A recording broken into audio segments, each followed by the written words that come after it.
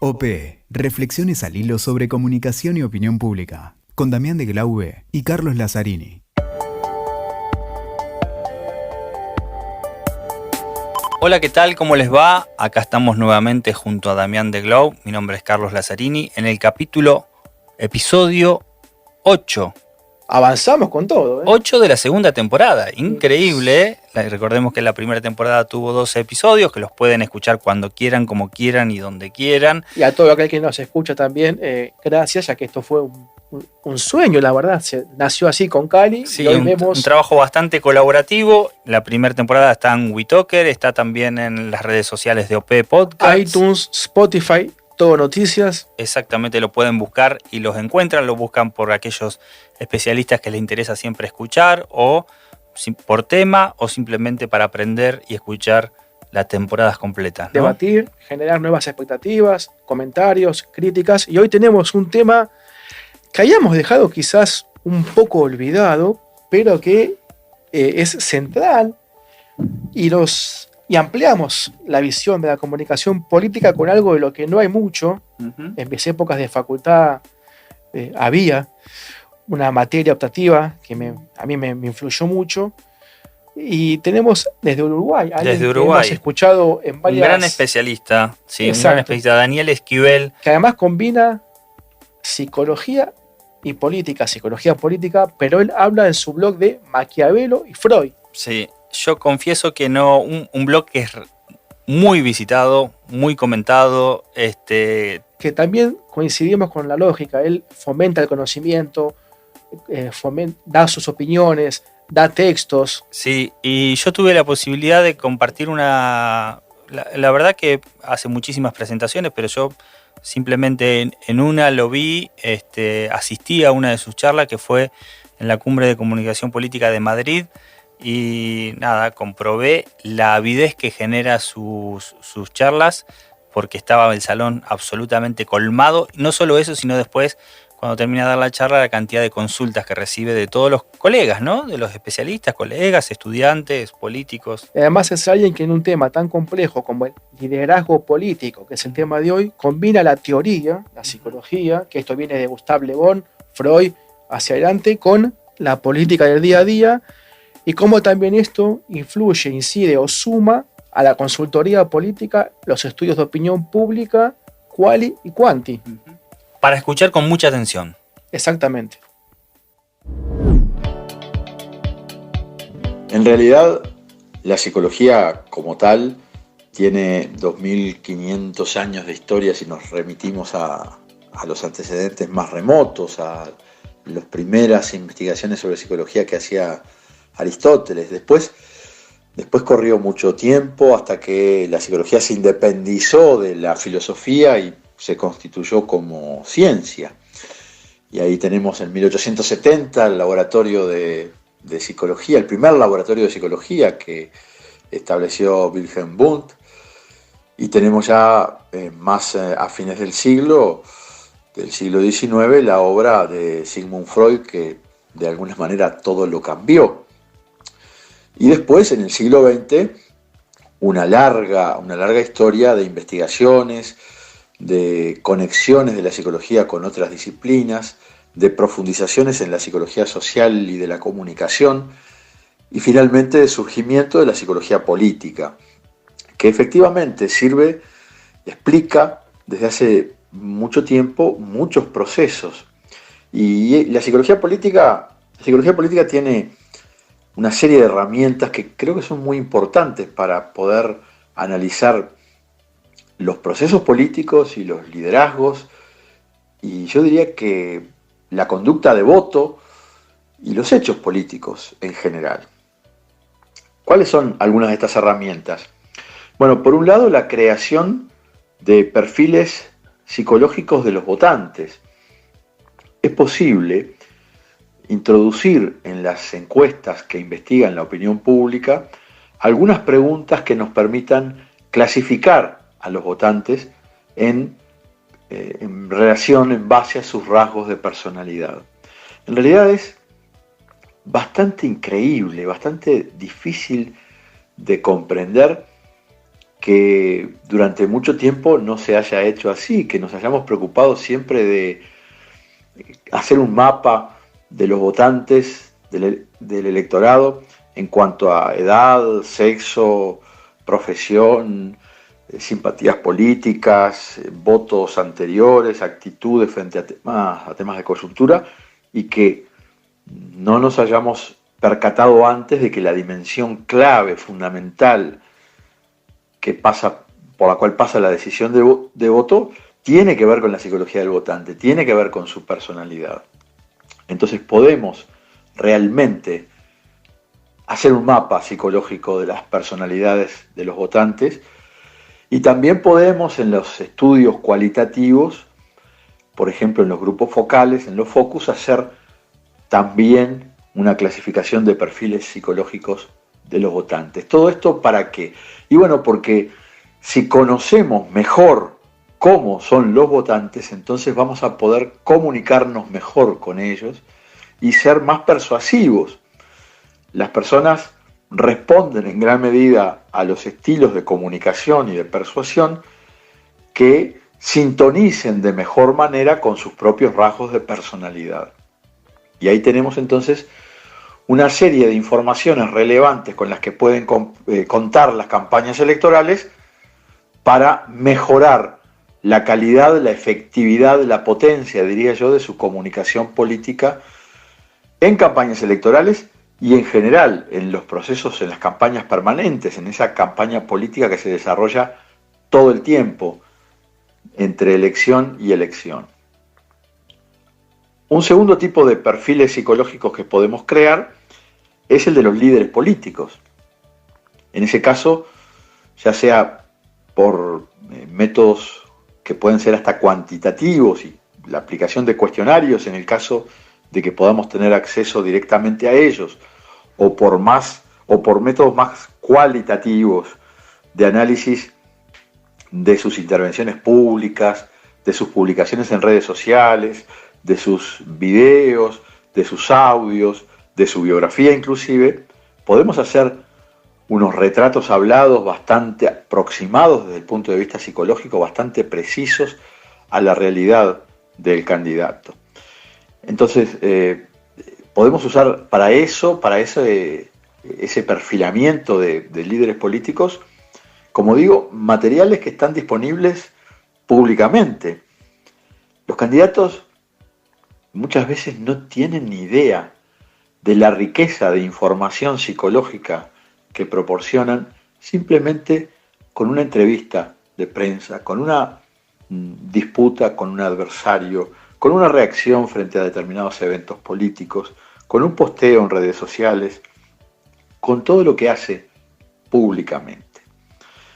Esto entonces son algunas de las herramientas de psicología política que podemos utilizar para analizar los procesos políticos. Una herramienta muy específica que creo que aporta información en este plano de los perfiles psicológicos es el conocido como Big Five, una teoría y una metodología y una técnica que parte de la base de que la investigación arroja 5 grandes rasgos de personalidad que caracterizan a cualquier ser humano y por lo tanto también que caracterizan a cualquier dirigente político, a cualquier candidato, y que también permiten clasificar a los distintos grupos de la sociedad. La comprensión de esta herramienta del Big Five permite que podamos entender las diferencias entre una persona en la que predomina, por ejemplo, la apertura mental hacia la experiencia y hacia la cultura, de otra persona que no tiene ese rasgo predominante, o un segundo rasgo que puede ser la estabilidad emocional frente al otro polo del neuroticismo o de las emociones demasiado inestables. También tenemos un tercer rasgo que sería la afabilidad, la amabilidad, la cordialidad, y su polo opuesto, que sería la aspereza en el trato con las personas. Podemos encontrar un cuarto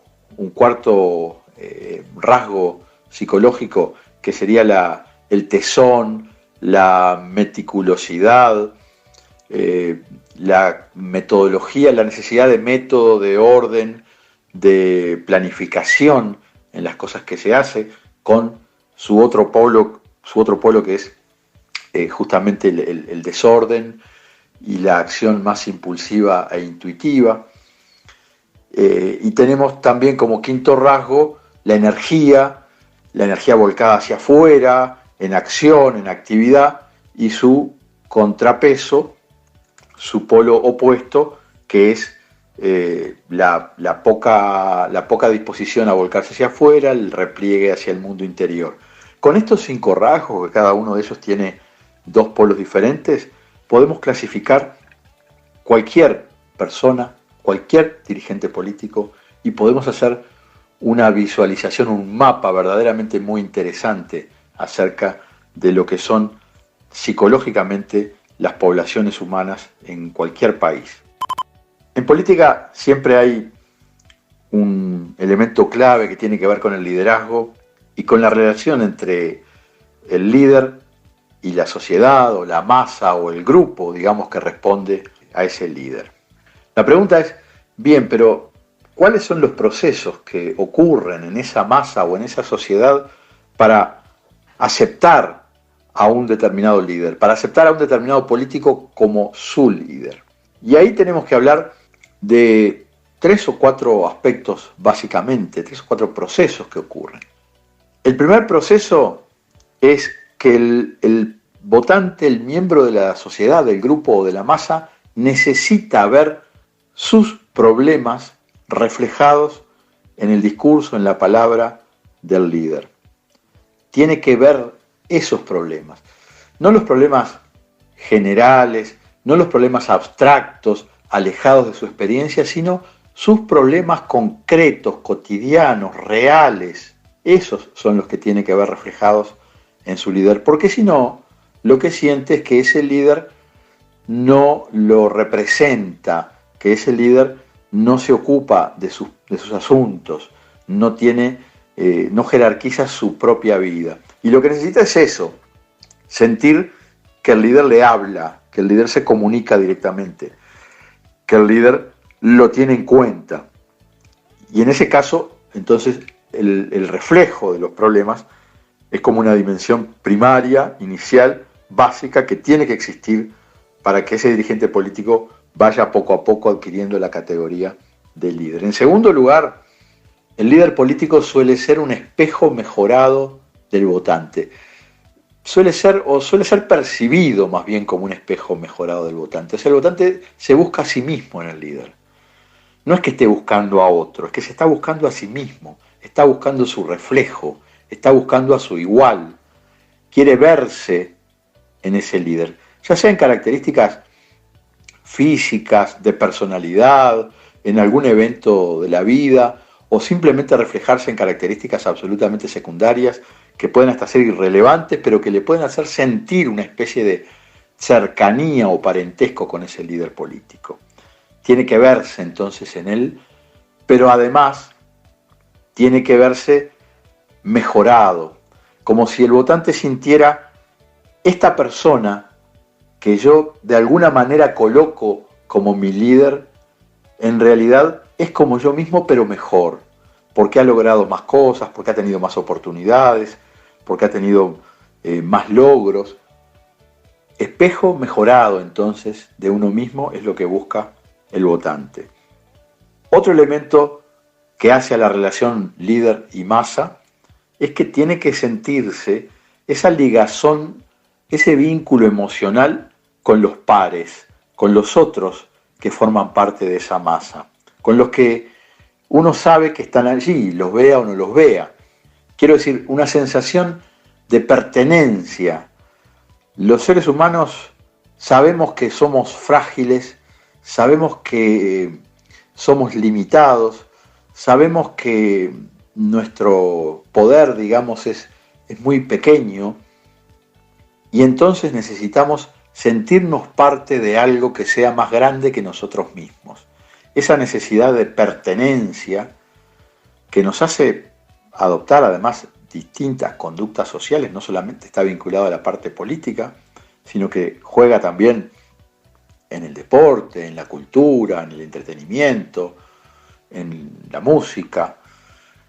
Ese aspecto es vital porque es como sentir, no estoy solo, somos muchos, y entre todos estos muchos que seguimos a este líder, formamos algo muy grande, por lo menos mucho más grande que yo mismo.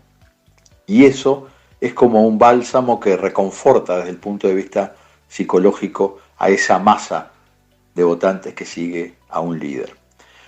Pero además hay una cuarta característica que conecta, en este caso, a la masa directamente con el líder. O sea, tiene que sentir ese sector de la sociedad una ligazón emocional con ese líder también.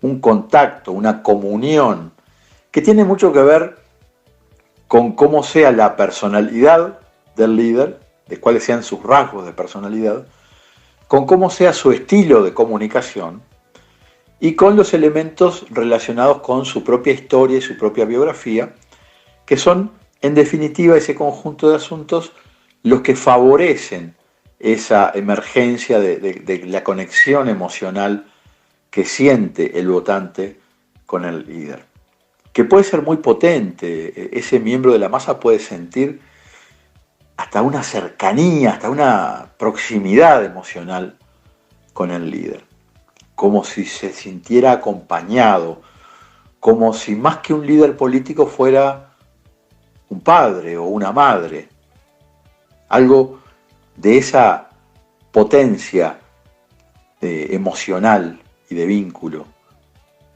Y por último, también hay otro elemento, que es que el liderazgo se ha definido algunas veces como, en cualquier ámbito, como la capacidad de transferir el entusiasmo a otros. Tan simple como eso, la transferencia del entusiasmo, eso es el liderazgo. Entonces, cuando el líder es alguien que tiene ese entusiasmo por algo, puede ser una idea, puede ser un proyecto, puede ser una causa, cuando tiene ese entusiasmo y cuando además de tenerlo es capaz de transferirlo, de contagiarlo, entonces eso fortifica, eso fortalece, eso le da una ligazón mucho más potente al votante, al miembro de esa masa, de ese grupo social, con su líder. Estas son algunos apuntes que se pueden hacer desde la psicología política para tener una mirada un tanto diferente de la política, porque los procesos políticos no se explican solamente por política y no se explican solamente por ideología y no se explican solamente por coyuntura, por los hechos de ayer o de la semana pasada. Los hechos políticos se explican por razones, sí políticas, pero también económicas, históricas, religiosas, culturales, sociológicas y también psicológicas.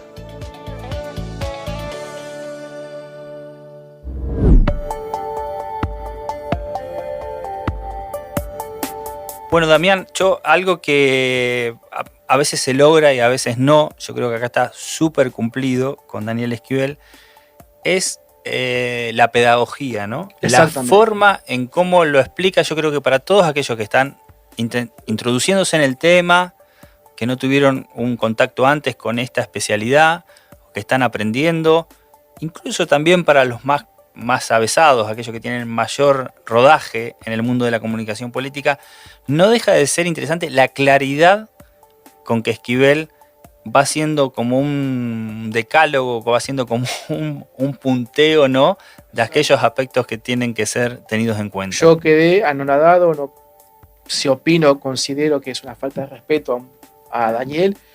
Y justamente comunicación política, opinión pública, ciencia política, psicología política, hoy quedó expresado en su máxima dimensión. A los que les gustó, agradó o sirvió este podcast, les recomendamos la temporada 1, los otros episodios de esta segunda temporada, escucharnos, compartir, hacernos llegar sus pareceres, conversar.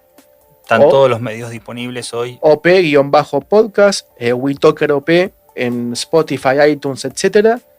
Damián-de-Glaube @Cali Lazzarini con $Z. Así que bueno, búsquennos que ahí estaremos con Búsquennos ustedes. que nos van a encontrar. Exactamente, y los esperamos, en los capítulos que vienen. En el próximo episodio. Donde déjame, Cali, que adelanto un poquito, hay un tema en el que Cali es muy especialista, que se suma aquí a este podcast, que son también las ciudades, la comunicación de ciudades. Hacia allá vamos.